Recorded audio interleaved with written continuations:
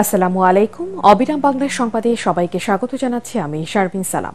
শুরুতেই বিআরবি কেবল সংবাদ শিরোনাম। শাহবাগে পুলিশের উপর হামলার ঘটনায় জড়িতদের 24 ঘণ্টার মধ্যে গ্রেপ্তারের দাবি। ঢাকা বিশ্ববিদ্যালয়ের শিক্ষার্থীদের রাতে বিক্ষোভ মিছিল।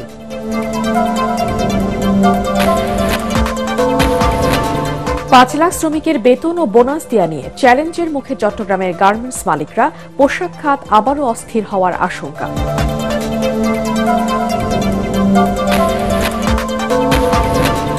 ঈদকে সামনে রেখে সিরাজগঞ্জের তাঁতপল্লীতে বেড়েছে ব্যস্ততা। দিনরাত চলছে কাপড় বোনানোর কাজ। দেশীয় শাড়ির চাহিদা বাড়ার আশা মালিকদের।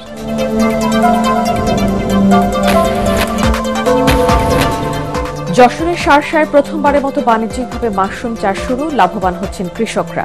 চাষাবাদের সব ধরনের সহযোগিতা করছে কৃষি বিভাগ।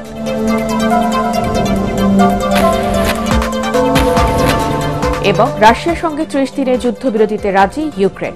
সৌদি আরবে যুক্তরাষ্ট্র ও ইউক্রেনের কর্মকর্তাদের বৈঠকের পর যৌথ ঘোষণা।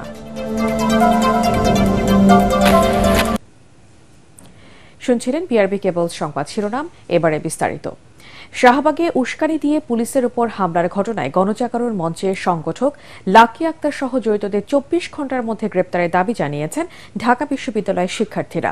মধ্যরাতে বিক্ষোভ মিছিল শেষে তারা বলেন, শাহবাগীদের সামনে রেখে কারা দেশকে অস্থিতিশীল করার ষড়যন্ত্র করছে তা দেশের মানুষ জানে।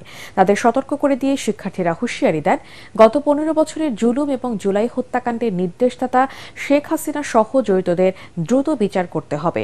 এদেশকে যারাই পিছিয়ে দেওয়ার চেষ্টা করবে তাদের বিরুদ্ধে ঢাকা বিশ্ববিদ্যালয় বারবার রুখে দাঁড়াবে বলেও জানান তারা। রাত 1টার দিকে বিশ্ববিদ্যালয়ের হলপাড়া থেকে মিছিল নিয়ে রাজু ভাস্কর্য হয়ে শাহবাগে সংক্ষিপ্ত সমাবেশ করেন শিক্ষার্থীরা। আগামী 24 ঘন্টার মধ্যে ওই কুলাঙ্গার লাকি সহ সকল শাহবাগীদের গ্রেফতার করতে হবে। 13 সাল থেকে 25 সাল পর্যন্ত যেসব হত্যাকাণ্ড, যেসব দুর্নীতি, যেসব ফ্যাসিবাদ তৈরি করেছে সেই সবের বিচার হতে হবে। এখনো যদি জুলাই গণহত্যায় জড়িত করে পুলিশ সদস্য বাংলাদেশের আইন শৃঙ্খলা পরিস্থিতি বিনষ্টের চেষ্টা করেন, আপনাদের বিরুদ্ধে আমরা কঠোর ব্যবস্থা নেব। অর্ডার কমে যাওয়ার পাশাপাশি বাড়তি পরিচালন খরচের মধ্যেই প্রায় 5 লাখ শ্রমিকের বেতন ও ঈদ বোনাস দেয়া নিয়ে কঠিন চ্যালেঞ্জের মুখে চট্টগ্রামের গার্মেন্টস মালিকরা। নির্ধারিত সময়ের মধ্যে সমাধান না করা গেলে আবারও অস্থির হয়ে উঠতে পারে এই খাত। অন্যদিকে চীন যুক্তরাষ্ট্র অর্থনৈতিক বিরোধের সুবিধা নিয়ে পোশাক রপ্তানির নতুন বাজার ধরতে মরিয়া গার্মেন্টস ব্যবসায়ীরা। চট্টগ্রাম থেকে আরও জানাচ্ছেন সৈয়দ তামিম মাহমুদ। পোশাক রপ্তানিতে বাংলাদেশের সবচেয়ে বড় বাজার আমেরিকা, কিন্তু দেশে চলমান অস্থিরতা, রাশিয়া ইউক্রেন যুদ্ধের কারণে বিশ্ব অর্থনীতিতে উচ্চ সুদের হার এবং ডলার সংকটের ঝড় শুরু হলে ক্ষতিগ্রস্ত হয় দেশের পোশাক শিল্প। সেই ধকল কাটিয়ে 2023-24 অর্থ বছরে ইউরোপ, আমেরিকা সহ বিশ্বের বিভিন্ন দেশে জুলাই থেকে জানুয়ারি পর্যন্ত পোশাক রপ্তানি হয়েছে $21,028 মিলিয়ন। আর 2024-25 অর্থ বছরে একই সময় পোশাক রপ্তানি হয়েছে $23,552 মিলিয়ন। অর্থাৎ প্রবৃদ্ধি বেড়েছে প্রায় 12%। যেসব দেশের সাথে যুক্তরাষ্ট্রের বিশাল বাণিজ্য ঘাটতি আছে সেই সব দেশ থেকে যুক্তরাষ্ট্রে পণ্য রপ্তানির উপর উচ্চ শুল্ক ধার্য করতে চায় ট্রাম্প সরকার। আর তাই যুক্তরাষ্ট্রের ট্যারিফ আরোপের এই সুযোগকে কাজে লাগাতে চায় বাংলাদেশের পোশাক শিল্প মালিকরা। একটা হচ্ছে উনি চায়নার উপর ট্যারিফ বসিয়েছে, ইন্ডিয়ার উপর ট্যারিফ বসিয়েছে, বিভিন্ন কোরিয়ার উপরে বসাবার চেষ্টা করতেছে। তো এই যদি এইগুলো বিশেষ করে পোশাক শিল্পের জন্য ট্যারিফ বসাই দেয় তাহলে আমি মনে করি বাংলাদেশের জন্য একটা সুসংবাদ আসতেছে। অন্যদিকে ঈদ এলেই পোশাক শিল্প খাতে দেখা দেয় অস্থিরতা। এবারও তার ব্যতিক্রম নেই। তাই এবারও ব্যাংকিং সহায়তার কথা বলছেন এই খাত সংশ্লিষ্টরা। এই মাসে 3টা পেমেন্ট করতে হচ্ছে। ফেব্রুয়ারি মাসের বেতন, মার্চের বেতন, আবার ঈদের বোনাস, সবকিছু মিলে একটা আর্থিক চাপে আছে। ফ্যাক্টরি সুন্দরভাবে চালাতে পারলে বোনাস বেতন দেওয়া তো কোনো কঠিন ব্যাপার না। চট্টগ্রামে কারখানা রয়েছে প্রায় 600, এর মধ্যে চালু আছে 350টির মতো। আর এইসব কারখানায় কাজ করছে 5 লাখেরও বেশি শ্রমিক। সৈয়দ তামিম মাহমুদ, এটিএন বাংলা, চট্টগ্রাম। ঈদকে সামনে রেখে ব্যস্ততা বেড়েছে সিরাজগঞ্জে তাঁতপল্লীগুলোতে। দিন রাত চলছে কাপড় বুননোর কাজ। নানা রঙে ও সাজে তৈরি হচ্ছে বাহারি ধরনের শাড়ি, লুঙ্গি ও গামছা। এবারের ঈদ বাজারে ভারতীয় শাড়ির আধিপত্য কম থাকায় দেশীয় শাড়ির চাহিদা বাড়বে বলে আশা করছেন তাঁত মালিকরা। তবে এবার শ্রমিক সংকটে প্রয়োজন মতো পণ্য উৎপাদন করতে পারছেন না তারা। সিরাজগঞ্জ প্রতিনিধি ফেরদৌস হাসানের রিপোর্ট, জানাচ্ছেন তামান্না জেরিফার। দিনের আলো ফোটার সাথে সাথেই তাঁতের মুখর শব্দে ঘুম ভাঙে সিরাজগঞ্জের তাঁতপল্লীগুলোর। আসছে ঈদকে ঘিরে শাড়ি, লুঙ্গি ও গামছা তৈরি করছে তাঁত শ্রমিকরা। এবার সিল্ক, জামদানি সহ প্রিন্ট শাড়ির বেশ চাহিদা রয়েছে বাজারে। ভারতীয় শাড়ির আধিপত্য কম থাকায় এই ঈদে দেশীয় শাড়ির চাহিদার সাথে সাথে উৎপাদনও বেশি হচ্ছে। তবে শ্রমিক সংকটের কারণে প্রয়োজনীয় কাপড় উৎপাদন করতে না পারায় কিছুটা চিন্তায় পড়েছেন তারা। শ্রমিকরা কাজ করতে চাচ্ছে না, এটা শেখেও না। তারা রিক্সা, ভ্যান, অটো এগুলা চালায়, তাদের এটা দৈনিক ইনকাম ক্যাশ টাকার হয়। সবকিছুর দাম বেশি, সেই ক্ষেত্রে আমাদের কাপড়ের দাম বাড়ে নাই। আমরা একটু সুযোগ সুবিধা পেলে আরো ভালো শাড়ি তৈরি করতে পারবো। আমাদের শাড়ি ভারতে যাচ্ছে। শ্রমিকরা বলছেন, বাজারে সবকিছুর দাম বৃদ্ধি হলেও তাদের কাজের মজুরি বৃদ্ধি হয়নি। আমি 30 বছরে থাকবো না, এত দাম।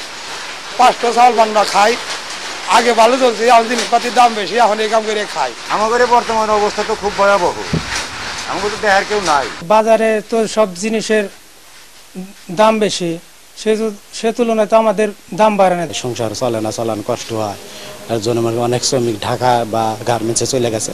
এদিকে সিরাজগঞ্জ চেম্বার অব কমার্সের পক্ষ থেকে রং ও সুতা সহ তাঁত উপকরণের বাজার নিয়ন্ত্রণে বস্ত্র মন্ত্রণালয়ে সুপারিশ করা হবে বলে জানান ব্যবসায়ী সংগঠনের নেতারা। বস্ত্রমন্ত্রীর কাছে অনুরোধ করব যে যদি রঙের দাম এবং সুতার দাম একটা নির্দিষ্ট ইয়ের মধ্যে রাখা যায়, আওতার মধ্যে রাখা যায়, তাহলে আমাদের সিরাজগঞ্জের তাঁতিরা আরো লাভবান হবে, আরো কাপড় ভালো উৎপাদন করতে পারবে। তাঁত পণ্যের জেলা হিসেবে পরিচিত সিরাজগঞ্জ সদর, বেলকুচি, শাহজাদপুর, উল্লাপাড়া ও চৌখালী উপজেলায় পাওয়ারলুম ও হ্যান্ডলুম রয়েছে প্রায় 5 লাখ। জেলার অর্থনৈতিক চালিকা শক্তির অন্যতম এই শিল্পটির সঙ্গে সরাসরি যুক্ত রয়েছে অন্তত 13 লাখ মানুষ। Bureau report, ATN Bangla. যশোরে শার্শায় প্রথমবারের মতো বাণিজ্যিকভাবে মাশরুম চাষ শুরু হয়েছে। উপজেলার সীমান্ত সংলগ্ন টেংরালী গ্রামের শিক্ষিত বেকার যুবক মোজাহিদুর রহমান প্রথম উদ্যোক্তা হিসেবে মাশরুম চাষ শুরু করেন। বিক্রিও শুরু হয়েছে তার মাশরুম। কৃষি কর্মকর্তারা বলছেন, মাশরুম চাষে আগ্রহ বাড়াতে ও বিপণনে সব ধরনের সহযোগিতা করবে কৃষি বিভাগ। বেনাপোল প্রতিনিধি আহমেদ আলী শাহিনের রিপোর্ট, জানাচ্ছেন জাহিদুল আলম। ইউটিউব দেখে মাশরুম চাষের প্রতি আগ্রহী হয়ে ওঠেন যশোরের মোজাহিদুর রহমান। 2000 টাকায় 50টি স্পন কিনে শুরু করেন মাশরুম চাষ। বিফলে যায়নি তার পরিশ্রম। 1 বছরের ব্যবধানে স্পনের সংখ্যা 2000-এর বেশি। একটি স্পন থেকে 2 থেকে 3 দিন পর পর মাশরুম বেড়ে ওঠে। আবহাওয়া ভালো থাকলে প্রতিটি স্পন থেকে আধা কেজি করে মাশরুম পাওয়া যায়, যার প্রতি কেজি বিক্রি হচ্ছে 300 থেকে 400 টাকায়। স্থানীয় বাজারগুলোতেও চাহিদা রয়েছে ব্যাপক। মাশরুম সম্পূর্ণ আমি দেখি আমাদের এই ভাই প্রাকৃতিক ভাবেই উৎপাদন করেন। অল্প পুঁজিতে ভালো লাভজনক একটা মাশরুম চাষ উৎপাদন করা যায়। আমি নিজেই ইন্সপায়ার হচ্ছে যে এটা বাণিজ্যিক ভাবে উৎপাদন করা যায় কিনা। তো আমার দিকে খুব ভালো লাগছে। আশা করি আমি বাসায় যে এই বিষয়ে আরো জ্ঞান নিয়ে আমি শুরু করতে পারবো। এখান থেকে আমি প্রতি মাসে প্রায় 20,000 টাকা ইনকাম করি, এবং যদি আমি বর্ধিত করতে পারি তাহলে এখান থেকে 1 থেকে 1.5 লাখ টাকা পর্যন্ত ইনকাম করা সম্ভব প্রতি মাসে। মাশরুম বিক্রির বাজার ও চাষে আগ্রহ বাড়াতে কাজ করছে কৃষি বিভাগ। আমরা উপজেলা কৃষি অফিসের পক্ষ থেকে ওনাকে সার্বিকভাবে সহযোগিতা করছি এবং বিভিন্ন কারিগরি এবং প্রযুক্তিগত জ্ঞান ওনাকে আমরা দিয়েছি, যাতে উনি আরো ভালো করে মাশরুম উৎপাদন করতে পারে। শার্শা উপজেলার ট্যাংরালী গ্রামের মাশরুম সরবরাহ করা হচ্ছে দেশের বিভিন্ন বড় শহরে। মোজাহিদুরের কাছ থেকে পরামর্শ নিয়ে অনেক বেকার যুবকও শুরু করেছেন মাশরুম চাষ। Bureau report, ATN Bangla. রাশিয়ার সঙ্গে ৩০ দিনের যুদ্ধবিরতিতে রাজি হয়েছে ইউক্রেন। সৌদি আরবে যুক্তরাষ্ট্র ও ইউক্রেনে কর্মকর্তাদের বৈঠকের পর এই ঘোষণা দেওয়া হয়েছে। ব্রিটিশ সংবাদ মাধ্যম বিবিসি জানিয়েছে, মঙ্গলবার সৌদি আরবে মার্কিন ইউক্রেন আলোচনার পর ইউক্রেন জানিয়েছে রাশিয়ার সাথে যুক্তরাষ্ট্রের প্রস্তাবিত ৩০ দিনের যুদ্ধবিরতিতে তাৎক্ষণিকভাবে যেতে রাজি আছে তারা। মার্কিন পররাষ্ট্রমন্ত্রী মার্কো রুবিও বলেছেন, রাশিয়ার কাছে এই প্রস্তাবটি উপস্থাপন করবেন তিনি। ইউক্রেনের প্রেসিডেন্ট ভলোদিমির জেলেনস্কি জানিয়েছেন, ইতিবাচক প্রস্তাবে সম্মত হওয়ার জন্য রাশিয়াকে রাজি করানোর কাজটা এখন যুক্তরাষ্ট্রের উপর নির্ভর করছে। জেদ্দায় মঙ্গলবার বৈঠক শেষে যৌথ বিবৃতিতে যুক্তরাষ্ট্র জানিয়েছে, অবিলম্বে ইউক্রেনের সঙ্গে গোয়েন্দা তথ্য ভাগাভাগি এবং নিরাপত্তার সহায়তা পুনরায় চালু করবেন তারা। І сьогодні в розмові була пропозиція саме американської сторони зробити перший крок одразу далі. І на 30 днів. এবারে পার্টেক্স খেলার খবর।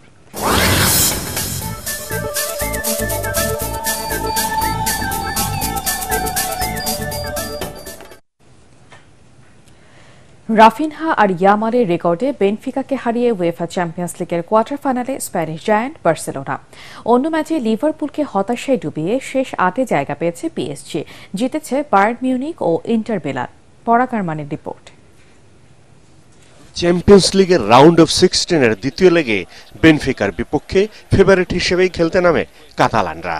প্রথম লেগে 1-0 গোলে এগিয়ে থাকায় কোয়ার্টার ফাইনালের পথটা নাগালেই ছিল হ্যান্সি ফ্লিকের দলের। নিজেদের মাঠে লামিনের কাছ থেকে বল পেয়ে 11 মিনিটেই রাফিনহার গোলে লিড নেয় বার্সেলোনা। এই গোলের রেশ না কাটতেই 13 মিনিটে নিকোলাস ওতামেন্দি দারুণ এক হেডে ম্যাচে ফেরান বেনফিকাকে। এরপরই শুরু হয় লামিনে জাদু। 27 মিনিটে দারুণ এক গোল করে বার্সাকে এগিয়ে দেওয়ার পাশাপাশি সবচেয়ে কম বয়সী খেলোয়াড় হিসেবে চ্যাম্পিয়ন্স লিগে একই ম্যাচে গোল ও অ্যাসিস্ট করার কীর্তি গড়েন 17 বছর বয়সী এই ফরওয়ার্ড। 42 মিনিটে রাফিনহা স্কোর লাইন 3-1 করেন। এতে চ্যাম্পিয়ন্স লিগে ব্রাজিলিয়ান খেলোয়াড় হিসেবে এক আসরে সর্বোচ্চ 11 গোল করার রেকর্ড গড়েন তিনি। আর কোনো গোল না হয় 4-1 গোল গড়ে শেষ 8-এর টিকিট পায় কাতালানরা।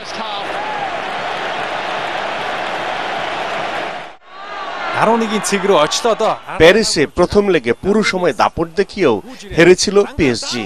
এবার লিভারপুলের মাঠ এনফিল্ডে খেলার 13 মিনিটেই ওসমান দেম্বেলের গোলে শুরুতেই আনন্দে ভাসে তারা। আর কোনো গোল না হয় খেলা গড়ায় টাই ব্রেকারে। ইতালিয়ান গোলকিপার জিয়ানলুইগি দেন্নারুমার কাঁধে ভর করে 4-1 ব্যবধানে জিতে কোয়ার্টার ফাইনালে পা রাখে লুইস এনরিকের দল। পরাগারমান, এটিএন বাংলা। শেষ করার আগে বিআরবি কেবলস সংবাদ শিরোনাম আরেকবার। শাহবাগে পুলিশের উপর হামলার ঘটনায় জড়িতদের 24 ঘণ্টার মধ্যে গ্রেপ্তারের দাবি ঢাকা বিশ্ববিদ্যালয়ের শিক্ষার্থীদের। রাতে বিক্ষোভ মিছিল।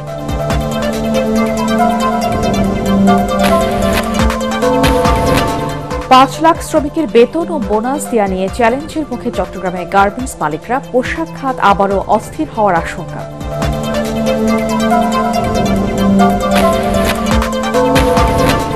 ঈদকে সামনে রেখে সিরাজগঞ্জের তাঁতপল্লীতে বেড়েছে ব্যস্ততা। দিনরাত চলছে কাপড় বুনানোর কাজ।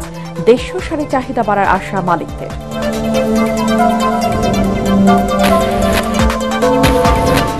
যশোরের শার্শায় প্রথমবারের মতো বাণিজ্যিকভাবে মাশরুম চাষ শুরু। লাভবান হচ্ছেন কৃষকরা।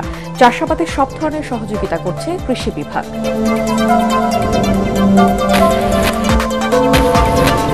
এবং রাশিয়ার সঙ্গে 30 দিনের যুদ্ধবিরতিতে রাজি ইউক্রেন। সৌদি আরবে যুক্তরাষ্ট্র ও ইউক্রেনে কর্মকর্তাদের বৈঠকের পর যৌথ ঘোষণা। পরবর্তী সংবাদ দেখার আমন্ত্রণ জানিয়ে এখনকার মতো শেষ করছি। এটিএন বাংলার সংবাদ ইউটিউবে দেখতে ব্রাউজ করুন youtube/ATN Bangla News।